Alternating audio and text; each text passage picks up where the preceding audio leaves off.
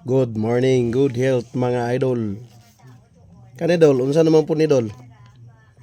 Kauno po tag liso sa durian dol. Luto na ni siya dol. Wala na ko gibidyohan ang pagluto na ko dol kay dugay na kayo. Kani durian dol, daghan kay po ni health benefits dol.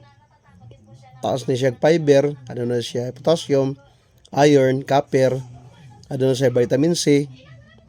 Ya pwede na siya imong harina dol, pwede po siya imong gatas.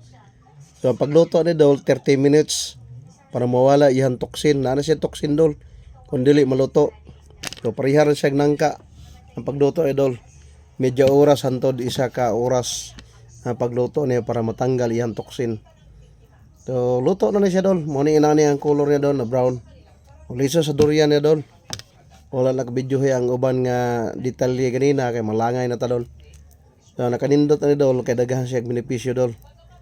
Sulbad na kayong pangmerinda ni dol. Liso sa durian.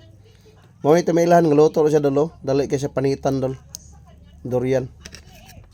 Inindot mo siya dol imuhang blender nya sagulan o gatas libre ng pangmerinda.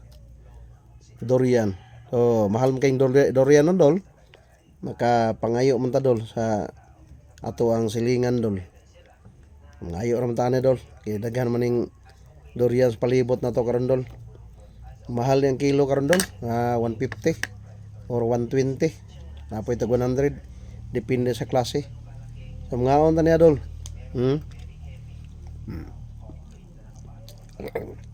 Libre na. Merinda. Durian.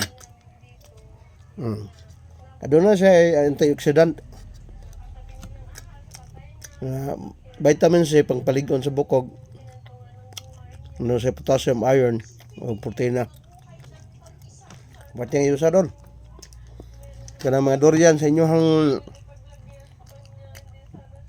gikaon na liso sa durian sa inyong gikaon. Nagkaon mog durian niya ilabay lang liso glabay. Ako lang na pangayoon ko na. Kay lami pa na sa mga pan nga baligya doon. So, kinahanglan na lutuon. Mga unta ninyo. Libre na pod. Merinda dol. Tulakal na kapir dol. Kulbad na. Way gasto. Organic pa. Dagdagan pag benepisyo nga makuha sa ato ang lawas. Makatabang sa atong lawas.